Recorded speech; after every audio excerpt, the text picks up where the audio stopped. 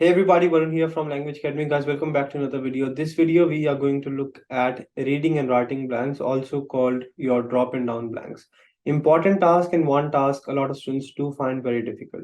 What we are going to cover in this video, I'll be attempting 4 to 5 reading and writing blanks questions, and I'll show you how I approach the questions. And these questions will not be grammar based, these will be context based, because nowadays many students are getting context based reading and writing blanks questions. Another update, there have been a lot of rumors going around that PT has changed, you cannot use the template, it's difficult now to get the scores. There's nothing like that. Many students using the same templates which I've shared have got 90 in speaking and in other modules as well, so there's nothing to stress about. Focus on what you can control, avoid rumors. It's very important we focus on the right thing, we practice, and we focus on things we can control, right? Let's look at reading and writing blanks. I'll share my screen and then we'll discuss a few things in detail.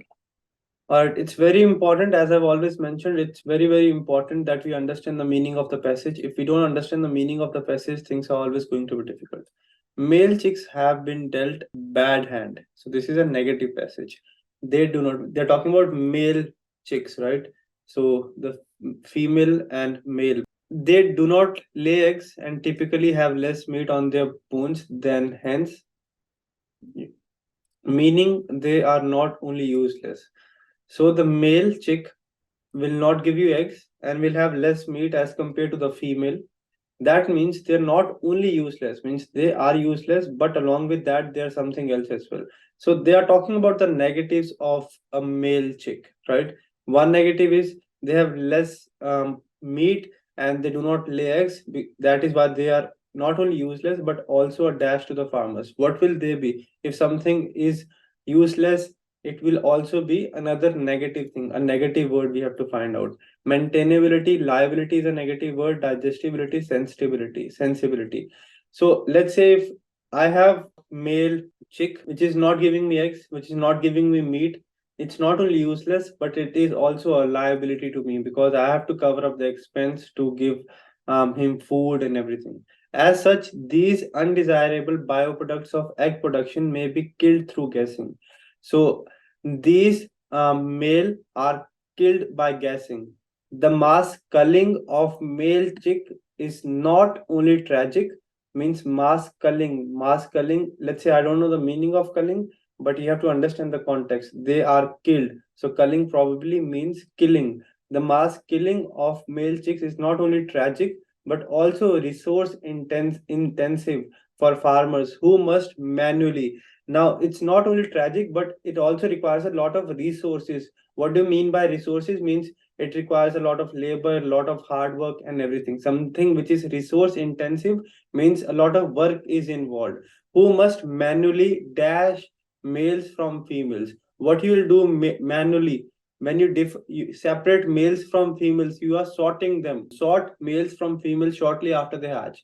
But a groundbreaking development could have major implications for animal welfare in the poultry industry, perhaps finally putting an end to dash of an estimated 7 billion male chicks. Something is ending of male chicks. What will be ending? They are being killed here. Now there is a new discovery which will promote animal welfare in poultry, means no more animals will be killed. So it will put an end to what of male chicks? End to killing. We don't have the word killing. What do we have? We have culling. You don't know the meaning of culling, but you see you have got the word culling over here, which means killed. So you'll select culling over here. So a new discovery will stop killing of an estimated 7 billion male chicks every year due to their less commercial value. Means even if you have it, they will not give you any business. Israeli researchers have created gene edited hens. So the researchers have created new type of hens that lay eggs from which only female chicks will hatch. So the egg which they will lay will only give birth to female chicks. The team led by Dr. 𝗙𝗿𝗵𝗹 used gene editing tools to dash hens that produce eggs. Gene editing tools to dash hens, to first form hens that produce eggs with unviable male embryos.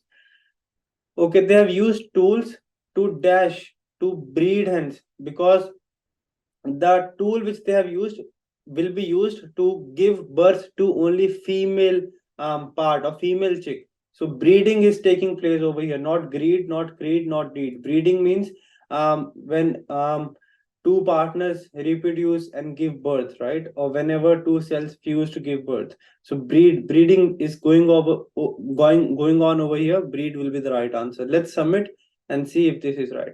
That is right. Why this is right? Because we have got the context. Because they don't give any money, they are a liability.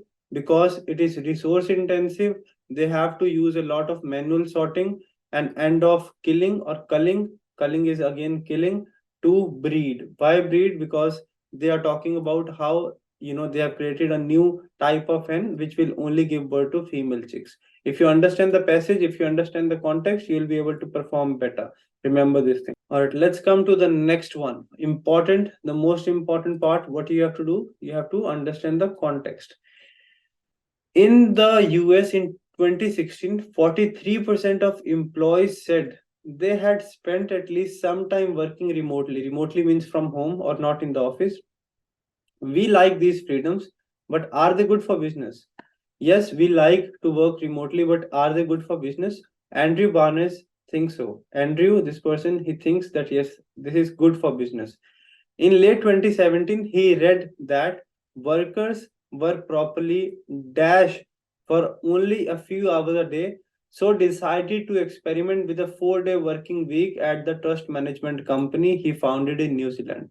So in 2017, he read that workers were properly dashed for only few hours a day. Worker will be what?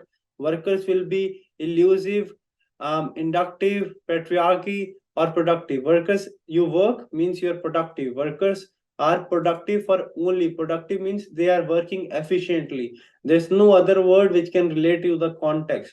Workers were properly productive for only few hours a day. So that is why he decided to experiment only 4-day working weeks. Means in a week, instead of working Monday to Friday, they were only required 4 days of work. The idea, the reason was that employees would focus more to get their work done quicker and get a paid day off in.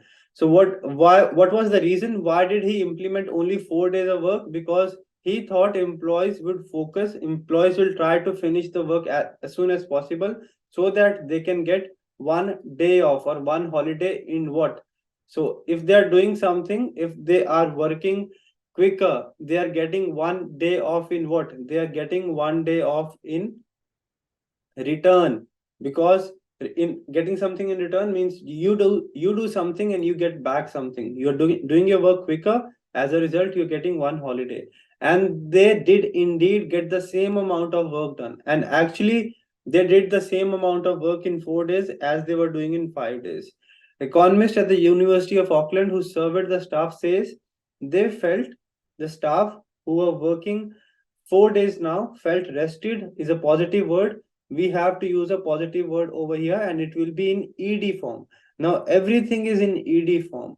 What do you do with grammar if everything is in the same form? You have to focus on the context.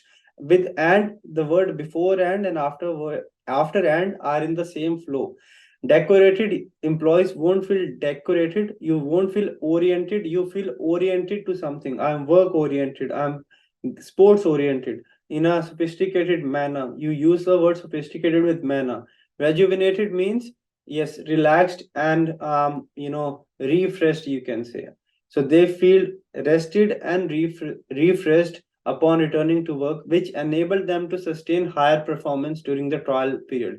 She says the exercise has dash significant interest from trade unions.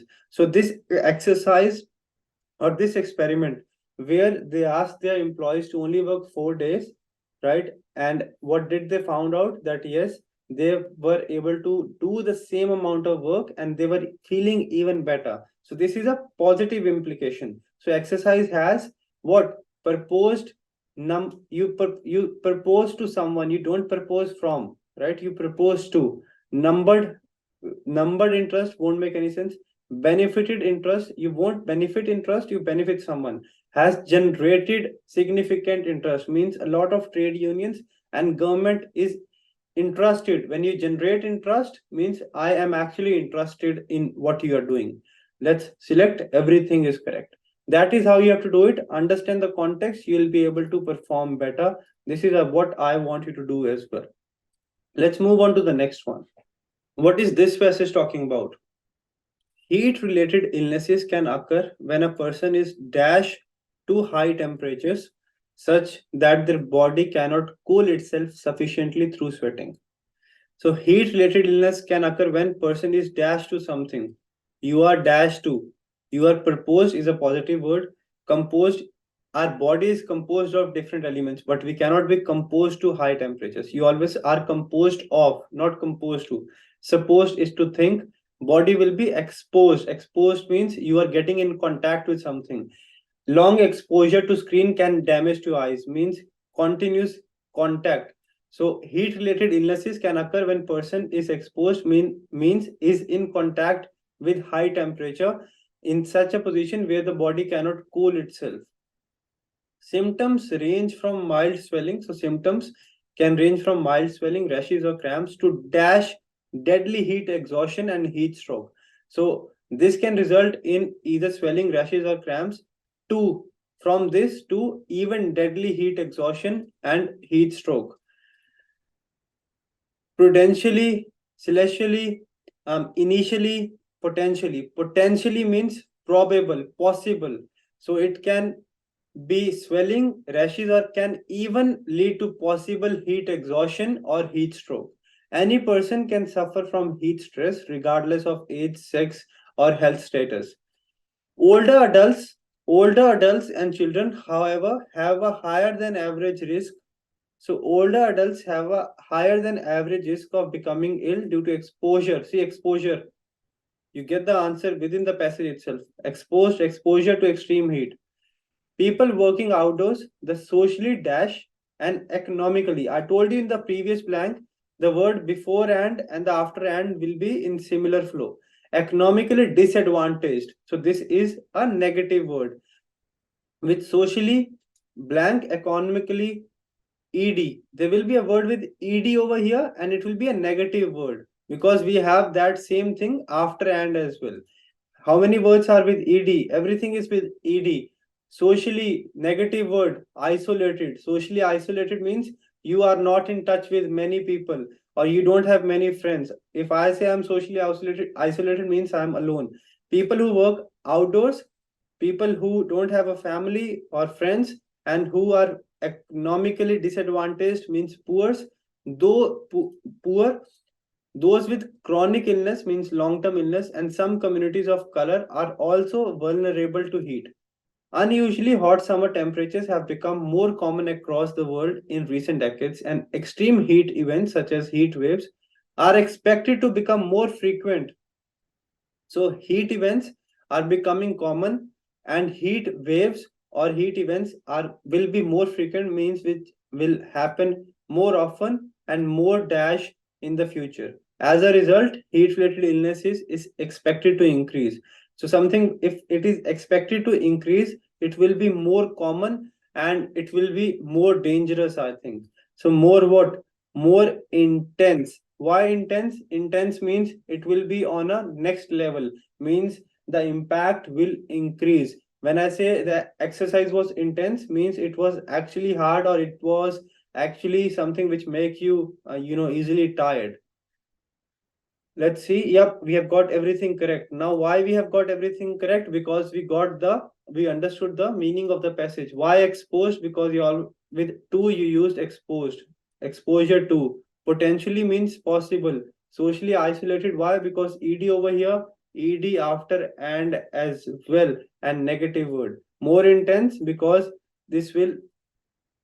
heat related illnesses are expected to increase, and when something is expected to increase, it is more intense. Remember this thing. So this is how you solve it. It's not just based on your grammar, it's more of your understanding of the context. Now let's have a look at this. Dash years of warning from pediatricians. Pediatricians are child specialists, you can say, and other health professionals that coffee and other caffeinated beverages like sodas and sport drinks can be harmful to youth. Parents are allowing their little ones, even toddlers, to drink. Now, there will be a contradicting word over here. Let's have a look at the option that even when doctors are saying that sodas and sport drinks can be harmful, parents are still allowing their little ones to drink it. Over years of warnings, when you use the word over, you do not contradict the sentence. The sentence is being contradicted in the middle, that even when doctors are saying no, you are doing it. So either since, when do you use since is used to signify time period, so we cannot use over and since. Either you can use instead or despite. What is the difference between despite and instead? With instead you always use the word of. With despite you can straight away start the argument. So we don't have of over here, we will use despite. The despite years of, with despite you do not use of, you always say in spite of, but you can simply say despite the fact. Despite years of warnings from pediatricians and other health professionals that coffee and other caffeinated beverages like sodas and sport drinks can be harmful to youth, parents are allowing their little ones, even toddlers, to drink. Because children are usually smaller in body size, now understand the context. Children are usually smaller in body size. It takes less caffeine to dash their functioning. The body size of a kid is small as compared to an adult. So it takes less caffeine to what their function. Let's say if I'm drinking coffee because I'm feeling sleepy, I am trying to play with the body, play with the functioning of my body. Coexist their functioning, replicate their functioning. Replicate is to copy. Impair means to affect, right? Let's say 10 grams of pre-workout is impacting my body. For the same impact, it will only take 2 grams of caffeine for a kid. So caffeine will impair the functioning, means impact the functioning, not revert. Revert is to reply, replicate is to copy, coexist is to live with someone. But something of an outer factor always impairs your functioning. For example, listening to loud music can impair your hearing ability. An insignificant amount, pay attention, an insignificant amount for an adult could be dash for a small child. So something which is insignificant for an adult could be dash for a small child. What do we mean by this? Something which will not impact an adult can impact a child. That is what they have mentioned here. Because children are smaller in size, it takes less caffeine to impair their functioning. So something which is insignificant means something which doesn't matter for an adult could be dangerous for a small child. Inconsequential means something which does not impact, but over here it is impacting. Groundbreaking, stubborn is nature. Groundbreaking is used for discovery. Overwhelming is something which is more than needed. So having too much caffeine can be overwhelming for the body, or it can impact your body. Same thing they have mentioned. Too much caffeine can cause increased heart rate, blood pressure, contribute to acid reflux, and cause anxiety and sleep disturbances in children. In very high doses, caffeine can be dangerous. Other problems with kids drinking coffee is that it's of little nutritional value, and it's dash something that should be nutritionally complete, such as milk and water. So what is happening here? One problem is that it is dangerous. Other problem is that kids are drinking coffee which has not got any nutritional value, and it's dash something that should be complete, such as milk and water. What is coffee doing to milk and water? It is replacing. Instead of drinking milk and water, kids are now drinking coffee. So it's replacing. You cannot say damaging, because it is damaging kids, but it is not damaging milk and water. The word over here will be for milk and water. So coffee is replacing milk and water. Let's see. Yep, everything is correct. This is how you have to do it. If you understand the context, you'll be fine. Otherwise, things are going to be difficult. Let's move on to the last question for the day. Let's understand the context. What makes a suburb a suburb? What is actually a suburb? Suburbs are small towns, you can say, around the city. For example, I don't live in Sydney. I live, Sydney is the city. I live in a nearby suburb. or you can say a locality. Simply a suburb is a dash community of simply a suburb is a community dash a city. So as I've told you, suburbs are around the city. Let's have a look over here.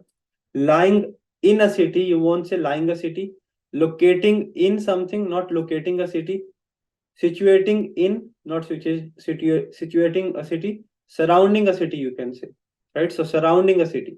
So this you can solve based on grammar as well. You always say lying in something, locating. I'm locating a city on a map, right? Community locating within a city, you can say, surrounding a city. So suburb is something outside a city. But when you picture a suburb in your mind, you imagine your image, sorry. But when you think about a suburb, your image may vary widely depending on which nation you call home. Means what you think of a suburb is completely different if you live in US or if you live in India. For a person who lives in US, suburbs may be something difficult. If you're living in India, suburb may be something difficult. In US, United States, most consider suburbs home to upper and middle class people with private homes. So in US, people think or people assume if you live in a suburb, you are either from an upper class family or middle class family. In other countries like France, so in US, if you live in suburb, people think you belong to upper or middle class. In other countries like France, the suburbs or Benelux, I don't know how to pronounce it. The suburbs are dash with housing projects and impoverished communities.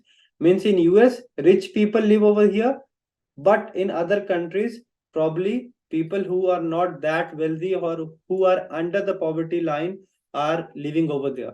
So our dash with are what are antonymous. Antonymous means opposite. Synonymous means if you say Varun is synonymous to teaching PT, means yes, either you say Varun or PT, it's the same thing, means similar words, right? Antibiotic with more makes sense. Antibiotic is used for medical, and synthetic is something which is artificially formed. So synonymous with housing projects and impoverished communities. In United States, upper class and middle class is synonymous to private homes, or sorry, in United States, suburbs are synonymous to upper and middle class, but in France, suburbs are synonymous to impoverished communities, means poor people, you can say. In fact, the suburbs Benelux of Paris are dash for their ethnic violence and crime. So in Paris, suburbs are dash are basically known, right? Known for ethnic violence and crime with higher unemployment and more residents living in poverty than in the city center. Are what? Glamorous, sensitive, famous, or notorious? Are famous or notorious? Sensitive is for these two words are used for you can say a personal level thing. But in fact, the suburbs or Paris are famous for ethnic violence or notorious for. Remember this thing, famous is used for a positive context. Notorious is used for a negative context. For example, XYZ is a notorious figure in underworld. Means he is someone who does not have a very good reputation. There's a negative context, violence and crime, so are notorious, right?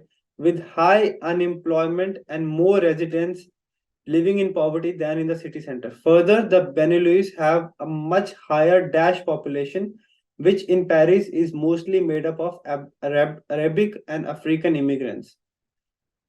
So population is from it's from Arabic and African background, so it will be not local because they're not from Paris. Young, we don't have anything about young. Senior, we don't have anything about old people. Immigrant means they migrated from other countries.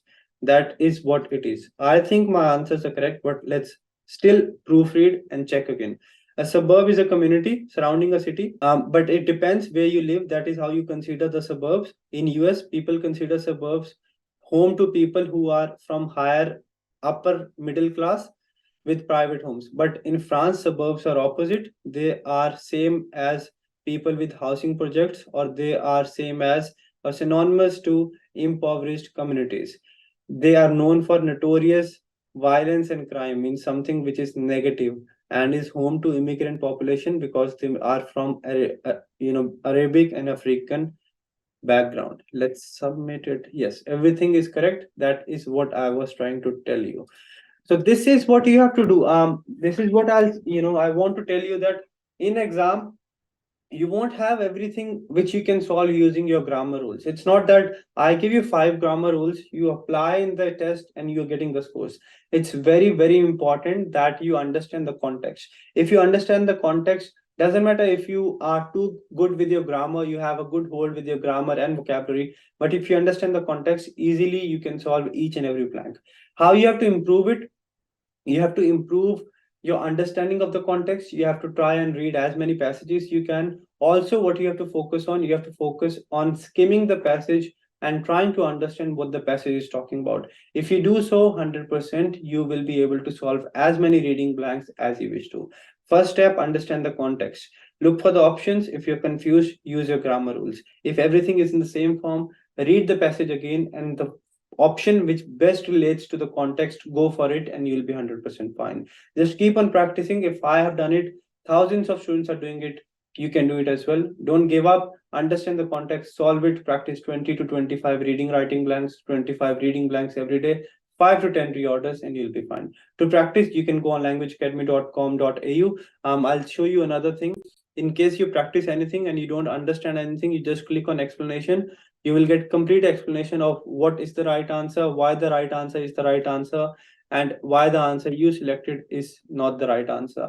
If you do so, your doubts will be cleared and you'll be able to perform better. If you do have any doubts, let me know in the comment section. I'll be there to help you. That is my aim, and that is something I work for.